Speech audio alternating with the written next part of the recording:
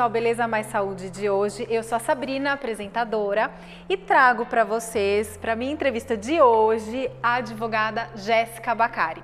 A Jéssica, ela é, como eu vou dizer, ela é especialista, digamos assim, depois você me corrija se eu estiver falando bobagem, dentro dessa área de direito que trabalha na área da saúde, com profissionais da saúde. E ela criou um protocolo chamado LGPD-BR, que eu não sei explicar o que é, a gente vai aprender tudo hoje. Jéssica, por favor, explica pra gente o que é esse protocolo que você criou. Sabrina, obrigada, viu, pelo convite. E eu tô aqui super feliz para falar do protocolo, né? O protocolo LGPD-BR é uma metodologia, né? Uma metodologia de como fazer dentro de uma empresa médica, dentro de uma clínica médica, como deixar essa clínica compliance adequada à Lei Geral de Proteção de Dados Pessoais. Quando você diz adequada, estou explicando aqui para um público leigo como eu, tá? Na área de direito. É adequada para o profissional da área entender o que ele pode e o que ele não pode com relação ao paciente. Quando a gente fala de dados pessoais e olha para a área médica, a gente tem que ter uma anteninha ali mais, uma luz piscante, né? Por quê? Porque quando a gente fala de clínicas médicas, a gente vai tratar de dados pessoais sensíveis. Poxa, se eu não sei nada, eu não sei o que é dado pessoal, eu não sei o que é sensível, mas se eu escuto a palavra sensível, eu sei que é algo mais delicado, algo mais difícil de tratar. Então, se eu sei que é algo que me exige mais proteção para eu tratar, para eu cuidar desse dado dentro da minha clínica, peraí, que eu preciso fazer direitinho para que a gente fala, né? Não venha a ter penalizações, mas eu vejo muito mais do que isso, né? O protocolo LGPD-BR, na verdade, ele é uma oportunidade de você, médico, mudar a cultura interna, né, da sua clínica médica, da sua empresa, do seu hospital, do seu laboratório e até mesmo médico autônomo que atende home care, atende lá na casa de alguém, ainda não montou a sua empresinha médica, mas ele serve para todos. A gente traz essa responsabilidade social, né? Que a responsabilidade legal é legal, você vê lá a lei, pronto, acabou, eu vou cumprir aquilo.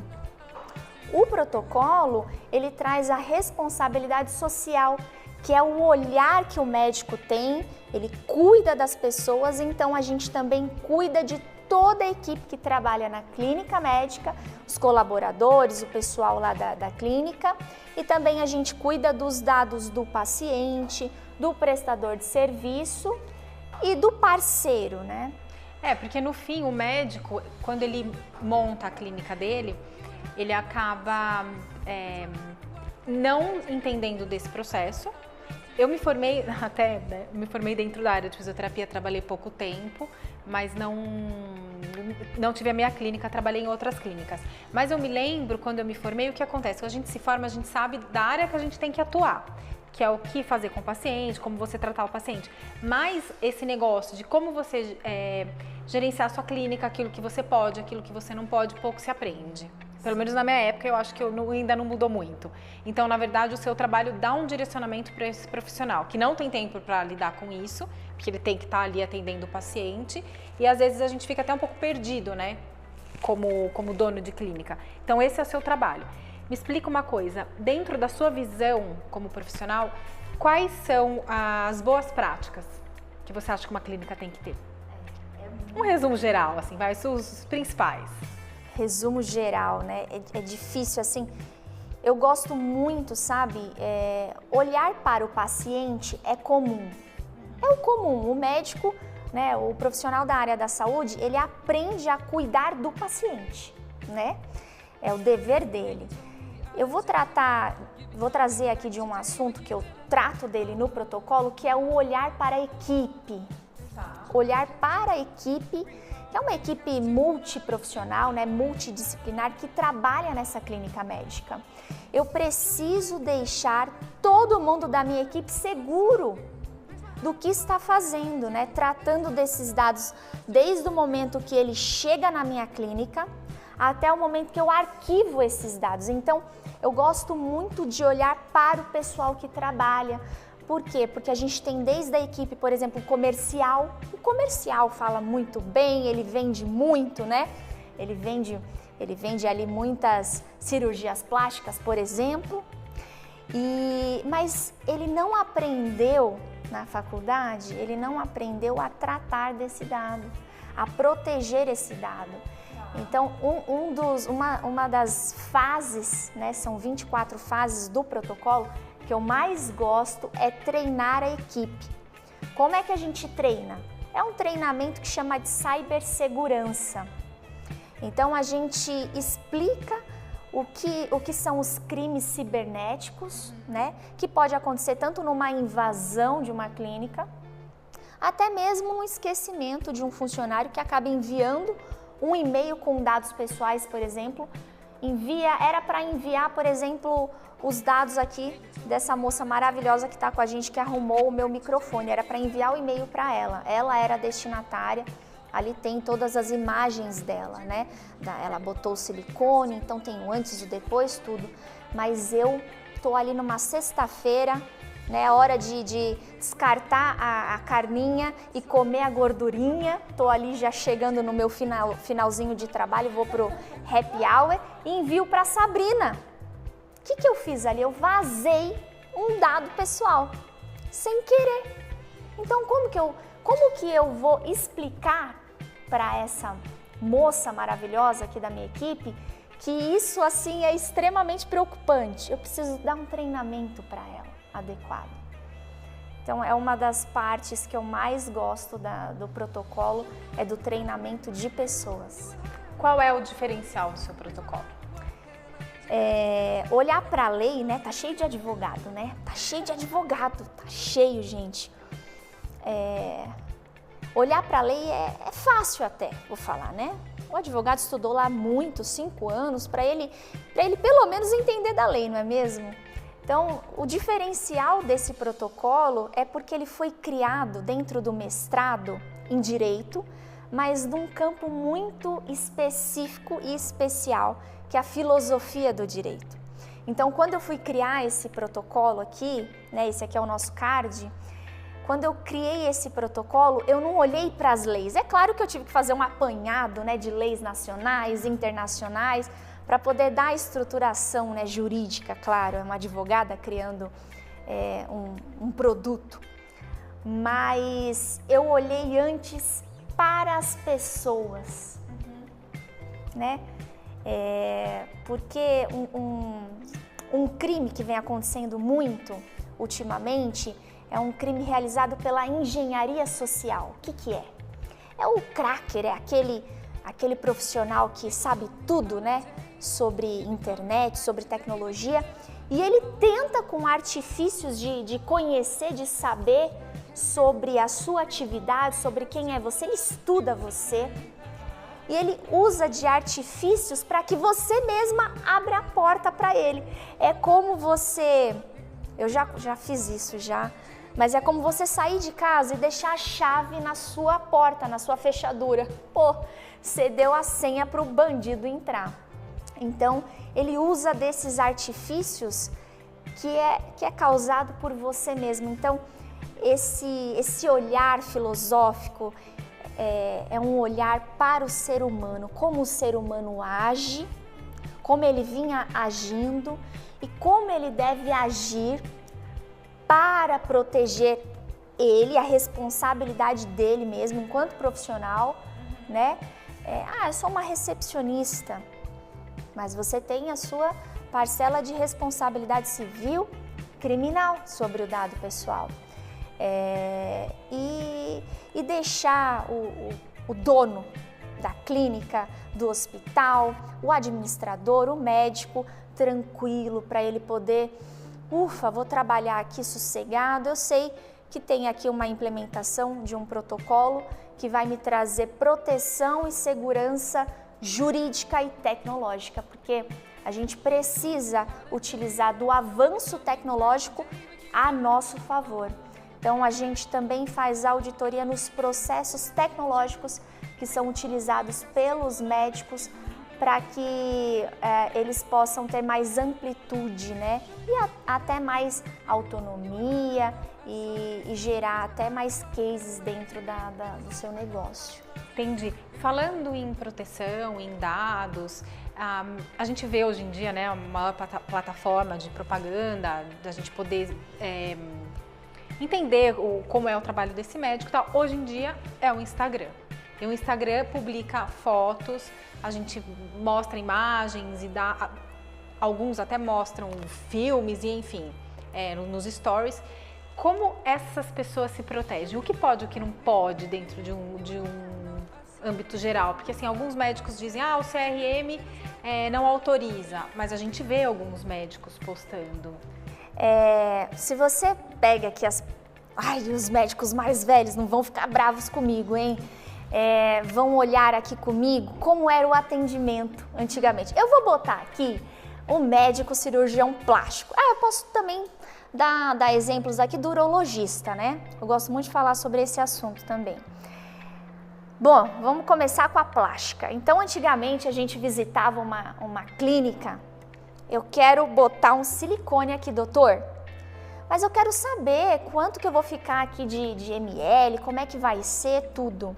E aí, antigamente, como é o seu trabalho? Porque a gente gosta de ver o antes e depois, né? Para ver se o trabalho é bom mesmo, né? Não adianta só ter um nome bom, tem que mostrar, tem que ter aparência, né? Tá.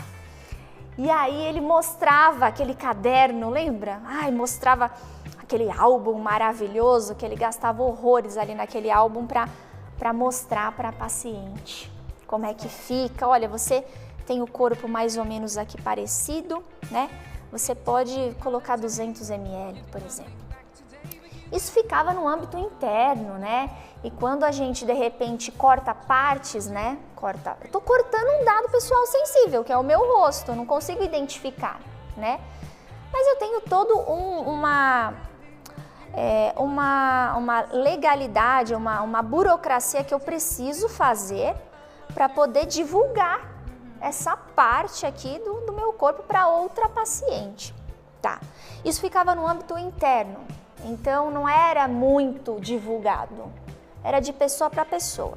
Depois começou a gente botar na televisão, então o médico botava muito na televisão, dentro também do consultório. Eu tô falando dessa maneira para você lembrar comigo que quando eu trago o paciente para dentro da minha clínica é algo privado, né? Algo privado. Tô dentro da minha clínica mostrando uma imagem sua, né? Se eu tenho ou não tenho esse consentimento para isso já é uma outra questão, que é importante, faz parte do protocolo. Mas agora é tudo na internet, inclusive eu sou da internet, né? Eu gosto muito de mostrar o meu trabalho lá no meu Instagram, para a pessoa saber quem eu sou, né? Não adianta só ser uma boa advogada, tem que saber quem é a Jéssica, quem está por detrás daquilo, porque eu acho que o cliente, né, o paciente, ele tem que ter também uma identificação com o profissional, né? E o médico hoje, ele tem lá o Instagram da clínica, o dele, e ele mostra lá o antes e depois. Isso pode? Isso não pode? Então, nós temos termos, né, que são documentos, para transformar esse fato social, né, que foi a transformação da sua cirurgia plástica, por exemplo, e botar ali no Instagram. Eu preciso documentar isso, transformar esse fato num fato jurídico. Para quê? Para que, de repente, depois eu não sei o que a paciente vai reclamar do médico, ela tenha comprovado, né? E aquilo vai servir como uma prova para até excluir a responsabilidade do médico em possíveis questões. E depois a gente pode abranger em outras partes até mais graves, mais sérias. Mas assim, falando de primeiro plano, precisa ser contratado um profissional, um especialista para trazer essas ideias tanto do médico, tanto do marketing, né? Esse marketing digital, ele vai trazer notoriedade para o médico num âmbito público, que é a internet. Por isso que eu trouxe o exemplo da gente visitando lá a clínica, né? Porque ali eu tô dentro da clínica e tal, mas quando eu atinjo um número ilimitado de pessoas que têm conhecimento, que não têm, e até pessoas que agem de má fé, né? Esse meu acervo que antes era privado, ele se tornou público, então eu preciso dar segurança também para minha paciente. Eu posso fazer esses cortes, né, para não identificá-la? Posso, mas a minha imagem inteira tá onde? Ela tá armazenada em qual local, né? Quais foram as estratégias utilizadas por aquela clínica para armazenar essa documentação? Quem vai ter acesso a esses dados pessoais sensíveis, né? Essas pessoas que estão acessando esses dados são treinadas, e quando a gente fala até de clínicas famosíssimas que atendem celebridades, qual que é a intenção do cracker, né, do hacker? É chocar. O cara gosta de chocar. Quando você vê que tem dados vazados, qual que é a notícia que aparece na mídia? O dado vazado foi de quem? Do presidente da República. Ah, o dado vazado daquela CNH lá foi de quem? Foi do Neymar, né? Ah, o dado vazado foi de quem? Foi da Xuxa. Eles querem, porque até eles assinam, não sei se você sabe, quando eles vazam, né, um dado, eles assinam, eles têm lá toda uma assinatura, né? Eles, os hackers? Os hackers, né, os crackers, eles colocam a sua assinatura, que é o cartão de visita deles. Eles gostam de fama, né? Então, para que eles venham a ter essa fama, eles precisam atrelar o nome dele, a assinatura deles, com o nome de alguma celebridade. Por isso que vários dados foram vazados, mas não foi o meu que apareceu ali. Olha, o dado da doutora Jéssica foi vazado, CNH dela, né? Não, foi do presidente. Então, para trazer isso, quando o médico trabalha com esse público de altíssimo padrão, né, com celebridades, é aí que ele precisa ter mais cuidado ainda ao fazer esse trabalho. Por isso que ele precisa ter uma equipe que vai deixar ele tranquilo. Ah, eu vou deixar de atender celebridade? Não, você precisa ter alguém que vai te trazer essa segurança, sim, né? E até autorizar esse trabalho. Eu quero trabalhar, tenho possibilidade de ter uma equipe de marketing digital, mas fazer de uma maneira correta, né? Sim, e ainda mais hoje, né, com o WhatsApp, a gente faz um atendimento na clínica, e de repente se tá inchado, se tá roxo, você faz o quê? Você tira uma foto, manda pro seu médico, uma foto de rosto, ou quem faz uma plástica, uma foto do corpo, e pergunta, né, como é que eu tô me sentindo mal, tá um pouco inchado demais, o que eu tomo, o que eu não tomo. Nunca pensa que essa foto tá ali e que uma pessoa da clínica pode acessar, ou que um hacker pode acessar, enfim. Né? Então, esse protocolo eu gosto de comparar com essas mesas.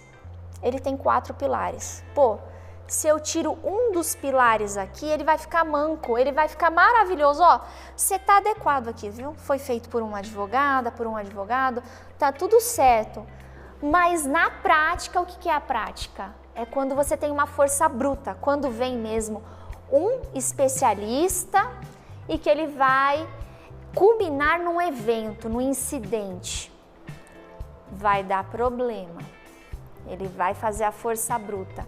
Esse protocolo, ele tem 4 pés, né, que eu chamo de 4 pilares, que começa com auditoria, diagnóstico, planejamento e gestão.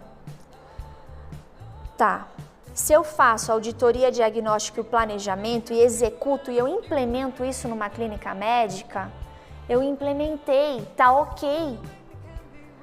Só que a prevenção, ela é supervisionada. Ela é supervisionada, por quê? Porque ela depende da ação de um ser humano para acontecer. Eu posso implementar isso numa clínica médica hoje e amanhã um funcionário vazar um dado. É muito complicado, porque a gente responde, cada um responde por si, né? Você responde, o dono da clínica responde por ele não pode garantir que o funcionário não vá, entendeu? Dar a louca e tem essa questão que muita gente não sabe, né? Com essa legislação de proteção de dados, ela traz a responsabilidade para a pessoa física. Porque antes o colaborador ficava muqueado, ficava escondido no CNPJ da clínica médica, do hospital, da empresa médica. Hoje não. Então, se eu tenho um funcionário, um colaborador que foi treinado, recebeu o certificado inclusive, né, sobre aquele treinamento e incidiu numa das questões que traz a penalidade para a empresa médica, eu posso penalizar esse colaborador com o CPF dele. Então eu posso dividir a minha responsabilidade médica com... Eu não sabia disso. Então, se eu sou a médica, eu tenho 10 pessoas trabalhando comigo e uma delas vaza um dado, a responsabilidade cai sobre ela, não... Vai depender, né? Vai depender. Ela cai sobre a clínica médica e eu vou comprovar por todos os meios dessa implementação e da gestão, que é o quarto pilar, que aquela colaboradora, ela está em constante treinamento, participou das 24 fases do compliance, né, da rota de compliance, e que ela, no momento, bobeou, dançou. Ela não teve, né, a aplicação necessária esperada por uma pessoa que foi treinada. Porque tem muitos treinamentos acontecendo por meio da internet. Então, a gente faz, por exemplo, treinamento para empresas médicas de outros estados. Então, a empresa às vezes opta por ser... porque ela vai gastar menos até, né? Então, eu sou a chata, eu sou a tia chata. Eu peço para todo mundo ligar a câmera e tal, faço chamada antes, durante e após. Porque ela bota ali o computadorzinho dela, fecha a câmera, fecha o microfone e vai. E aí a gente precisa realmente proteger, né, dar garantias para o dono dessa clínica que tudo foi feito de uma maneira em que ela não agiu da maneira esperada e não participou daquele treinamento. A gente consegue verificar assim isso quando no final da implementação a gente consegue dar a pontuação, né, para aquela clínica. Se ela atingiu 85% no mínimo do esperado, ela ganha o selo, a gente certifica essa clínica médica. Inclusive esse selo serve até para ela concorrer com outras clínicas, né? Olha, eu tenho um selo aqui de certificação do protocolo LGPD-BR e a minha clínica, ela está segura, está protegida, os seus dados aqui estão sendo tratados da maneira que tinha que ser tratada. Que merece. Jéssica, muito obrigada pelo seu tempo, pela sua entrevista, por tudo que você explicou. Se você em casa ficou com dúvida, quiser escrever pra gente, por favor, escreve no @VRTchannel ou no @BelezaSaúdeVRT. Deixa lá sua pergunta, que assim que possível a gente responde pra você, tá bom? Eu fico por aqui e aguardo você no nosso próximo programa. Um beijão. Tchau, tchau.